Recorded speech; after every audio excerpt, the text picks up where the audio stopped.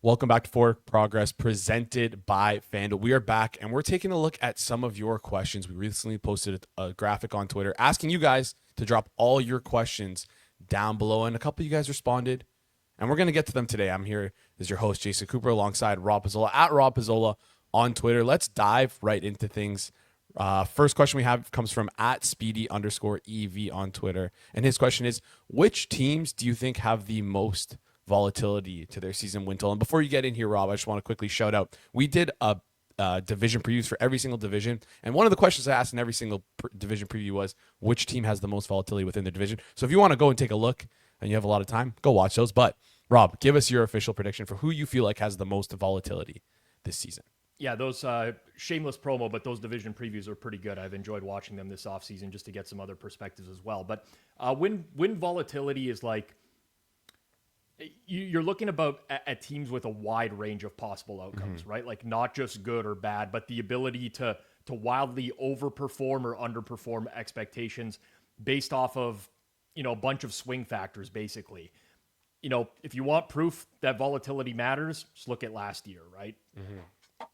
Houston Texans, textbook case from a couple years ago. New head coach, DeMeco Ryans, rookie quarterback, unproven weapons. Their win total that year was 6.5. In most spots, they won the division, and then they kind of had a drop off the following year, and that tends to happen. So basically, you're looking at the factors that cause this type of variance, right? For me, there's a number. One of them is quarterback uncertainty. So either you have a new starter, whether that's a rookie, someone who's come over from another team, some starter that has like extreme boom or bust traits. You have potentially inexperienced coaching, whether that's a first-time head coach, maybe even a second-season head coach, someone where you're guessing how they'll manage a real NFL game. I definitely look at lack of depth for teams. I mean, most people tend to just look at the starting lineups for everyone, but one or two injuries and things can spiral fast for a particular offensive unit, defensive unit. And I also like to look at O-line play, whether it's stable or unstable, because if you can't protect, the entire system's going to fall apart. So there's a lot of teams that fit into like this type of grouping or these types of factors. Some that come to mind right away for me would definitely be Chicago, for one, with Ben Johnson there in the first year, not knowing what Caleb Williams is just yet. Definitely Washington as well, with Jaden Daniels having such a boom year last year. I think Carolina falls into that, where they played much better down the stretch. Which Bryce Young are you going to get this season? The one that stunk for the vast majority of his career, the one who played well down the stretch. Dave Canales, obviously, pretty fresh head coach there as well. I think Seattle would be another one as well. With Darnold moving over, you still have a pretty young head coach there as well. So those are ones that stand out to me. But generally, I think there's probably like 10 teams in the league that have a pretty wide range that are based off of those factors. Yeah, and it seems like the market is becoming a little bit tougher to predict in terms of win totals. I forget who posted it, and I tried to pull this up, but someone ran the numbers last year. I think it was like 60% of their teams were above or below their win total by 2 games, something like that. Rob, if you can like correct me, I think am I on the right thread there? Is that what it is? Like, I believe it was Deep Value Better on Twitter. I think so. Yes, yeah. Could be right or wrong, but that tends to happen, right? Like you're just gonna get a pretty wide range of outcomes. And he hasn't been featured on this channel, but as part of the Hammer Betting Network before, we've had Plus EV Analytics on Circles Off, where this was kind of his bread and butter for years, betting teams like at extremes on their win totals, right? Quarterback injury happens, and all of a sudden a team that was projected at like 9.5, they have such a bad backup that they end with 2 or 3 wins, and you can cash in on a huge alt. Now, the market's kind of corrected to that. There's still maybe a few opportunities here and there, but ultimately you're just looking for uncertainty with these types of markets. Like, I don't think a volatile team is one that's had the same head coach for 7 or 8 years, same quarterback, like a lot of the same pieces in play. You're likely not going to get a wide distribution on that type of team. Yeah, we saw a lot of shuffle this offseason, so it feels like there could be a lot of volatility there. I wrote down the Bears for this one as well. I think you and I are in the same vein there, where obviously I talked them up, but there is really that downside case for them where what if Caleb Williams is actually just not as good as he was in college? What if he's worse than he was last year? What if Ben Johnson isn't that good of an offensive coordinator? A lot of things could go right, but a lot of things could go wrong for them. That would well.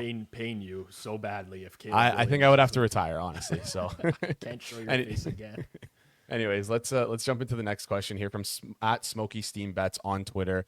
His question is about the Green Bay Packers. Are we going to go through another year of pretending that Jordan Love isn't total bleep? Hashtag under 9.5 wins. I guess he's calling Jordan Love bad. I don't want to say that word because it's still too early in the video. We might get demonetized. But yeah, what are your thoughts on Jordan Love? And like, do you kind of agree with him with this under 9.5 win sentiment? Yeah, I'll say it. If we get demonetized, it is what it is. This isn't a rated G channel. I don't think he's like Jordan Love is not total ass, right? But I also think he's not nearly as good as public sentiment makes him out to be, right? Like there's this narrative forming around Jordan Love, like he's the next great Green Bay quarterback just because he had a hot finish a couple of years ago. But people forget how rocky the first half of that season was. I mean, last year, up and down. You don't know what you're going to get when he's under pressure. He made some really poor reads against zone defenses. The mechanics still aren't totally cleaned up for him, and he's a young quarterback.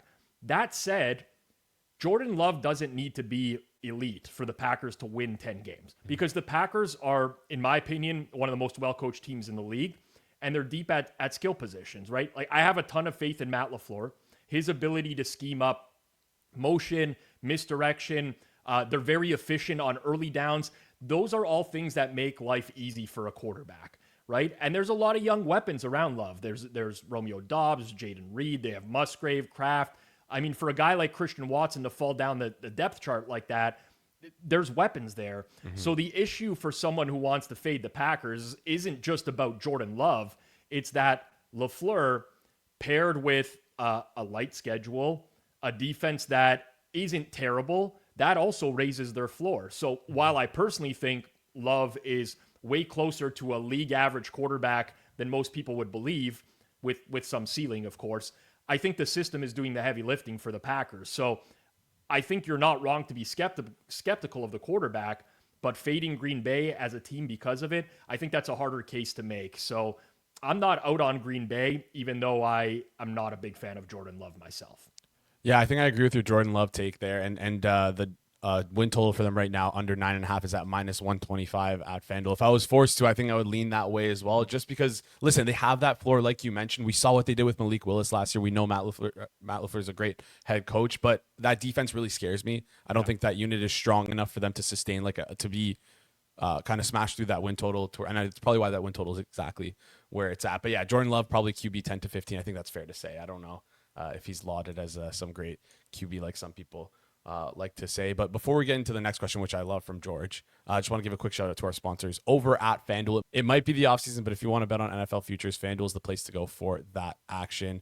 If you love betting futures, FanDuel has tons of options for you, including player award props like the MVP, who's going to lead the league in passing yards, rushing props, receiving props, team futures, win totals, including alts that you can parlay together. The excitement for something new is live at FanDuel. Just visit FanDuel.com/forward progress to download America's #1 sportsbook.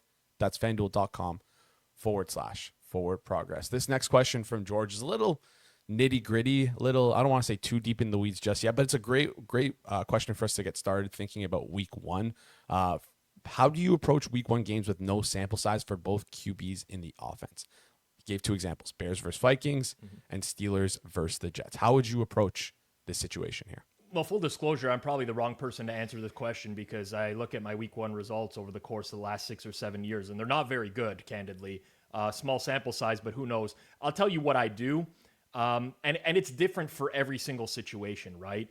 I think week one becomes like a test of infrastructure, maybe, for the team. Like, not just about raw talent, but the support systems that are in place and how long they've been in place for. So, like, Bears versus Vikings, a good example. Caleb Williams is in year 2, but he's learning a completely new system under Ben Johnson. I think that's a good thing in the long run. Johnson might be, the best offensive mind in football right now. He inherits a very serious core of, DJ Moore, Rome Odunze, Cole Kmet. They've rebuilt the offensive line. I think that gives Caleb Williams real runway to elevate in year 2, but week 1 could still be very bumpy as like the system installs and the timing are developing. I mean, I'm watching quarterbacks right now, and I'm watching Kirk Cousins last year try to learn the Atlanta Falcons' new offense. And there's so many motions. And this is an experienced quarterback that's been in the league for a long time. and he really can't get the system for like the first month of the season, right? So those are the types of things I'm looking at. It's not like, what do I think this team is on paper? It's how are they going to react at different portions of the season? JJ McCarthy, on the other hand, he's going to make his first NFL start. He has Justin Jefferson, Jordan Addison, but the offensive line isn't as good as it used to be. Kevin O'Connell can protect a young quarterback with play action and motion, but he's going to have to be cautious with McCarthy early, right? I think potentially there might be some growing pains in the early going there. You got situation like Steelers versus Jets that George also pointed out. Well, I mean, I think we have like a larger sample on a guy like Justin Fields now, where I just don't know that it's going to work out wherever he goes. I mean, people keep talking about the upside, but he has yet to show that. It's not like he's going to have a ton of game-changing weapons there. Is he going to be able to figure something out right away? I don't know. But I think what the true answer to this question is you have to evaluate each of these cases individually. And really, I think, I mean, we see this in quarterbacks who don't play in the preseason. And that's kind of been like a trend in week one that maybe the market is catching up to at this point, where they've struggled early on in the year. But like all these little things through the preseason, through the offseason, stability, infrastructure, they all add up. So I don't know that there's necessarily one way to do it. That's the way that I look at it. Historically hasn't been that successful for me, though. Yeah, fair enough. And guess what? Week one lines, I mean, they've been up for a while now. They're posted, and I cannot be more excited. I think we're 59 days away as of recording right now. Vikings Bears on the screen. It's a pick 'em right now. Monday night. Beyond excited for that. And I'm going to shamelessly plug, even though some people are going to forget, we're going to have a watch along for that night. So make sure you're subscribed if you want to join that watch. If you want to be a part of that watch along, you turn on that notification bell so you get notified when we go live in 59 days. You're going to forget about that. So make sure you subscribe. All right. This next question comes from Woj's Hairline. Crazy name. The first part of the question we're going to hold on to and we're going to answer. So I want you to answer the second part of this question here. It's, will Daniels have a sophomore slump, and does Stroud bounce back? Hold the Daniels question for just a second. Let's talk CJ Stroud. Do you think CJ Stroud bounces back in his third year? Well, there's this belief that Stroud had this huge regression in year two, which he did statistically, but I'd argue that the system failed him just as much as anything else. People who've been following me for a long time in this channel, you know that I'm not a huge DeMeco Ryans fan. I think DeMeco Ryans a great defensive-minded coach, but a little bit too conservative when it comes to offense. Now, they had Bobby Slowick there last year. I think he ran an ultra-predictable offense. Mm-hmm. It's not that they weren't throwing on early downs. I mean, that was an issue earlier on in the year that got corrected, but especially if you look at second downs, I mean, the Texans were -8 percentage pass rate over expected on second and medium, -4% on second and long. So what that tells me, if I'm an opposing defensive coordinator, is if the Texans get into a second down situation, they're very likely going to run the ball. They did this a lot last year, and they didn't get much out of those second downs. So ultimately, you're forcing CJ Stroud now to convert these third and mediums, third and longs very regularly, and I just don't think that they caught a rhythm as an offense. I think he's a rhythm passer. He thrives with tempo and aggression. And if their new OC, Nick Caley, can open things up, a bounce back, in my opinion, is very live. But if not, the ceiling gets capped.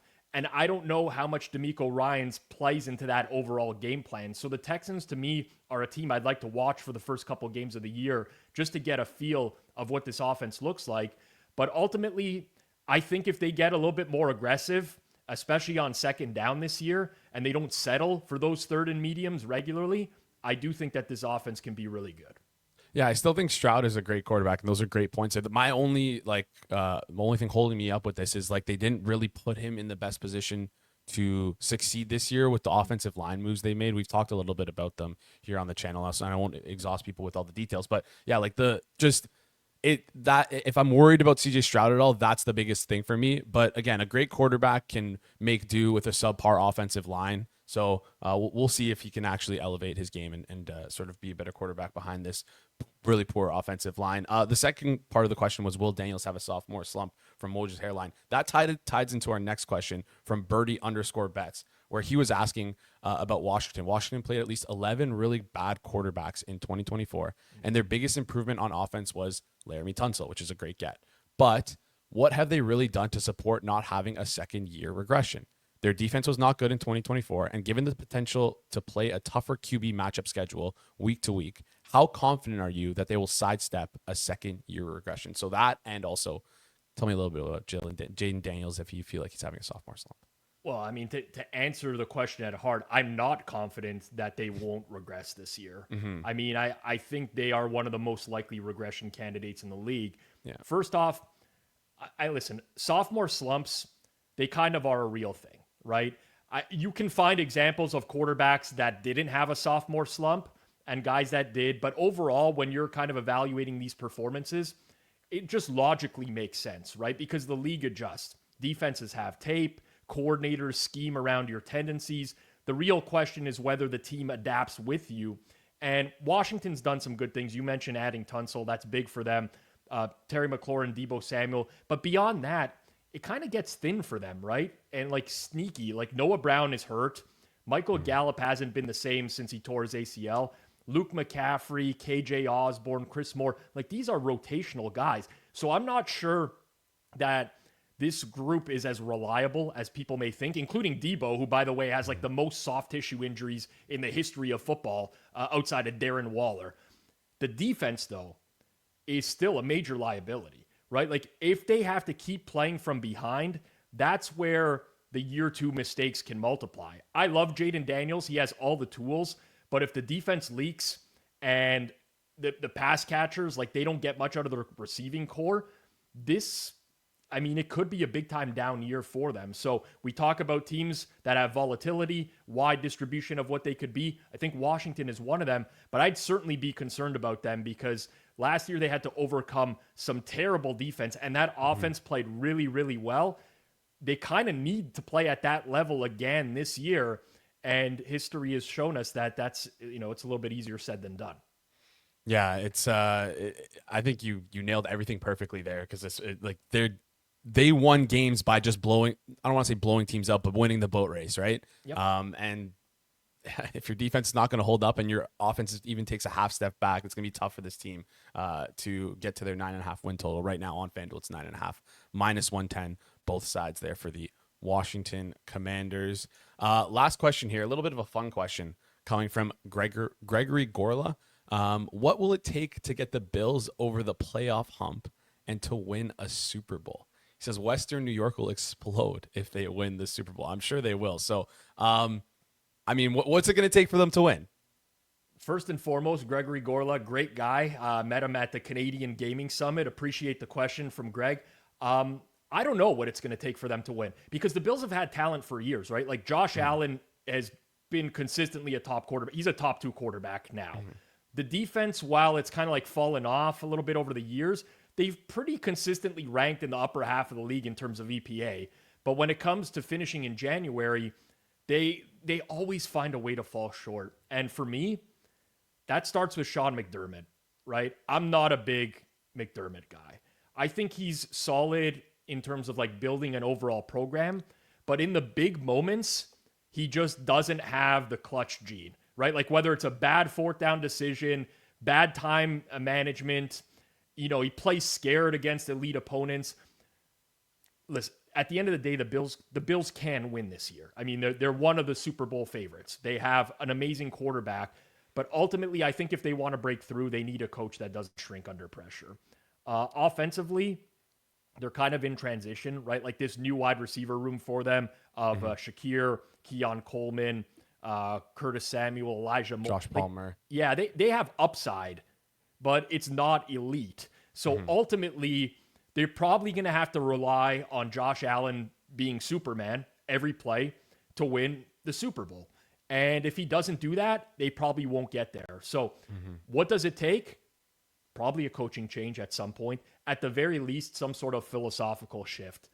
The roster's okay. The QB is definitely good enough.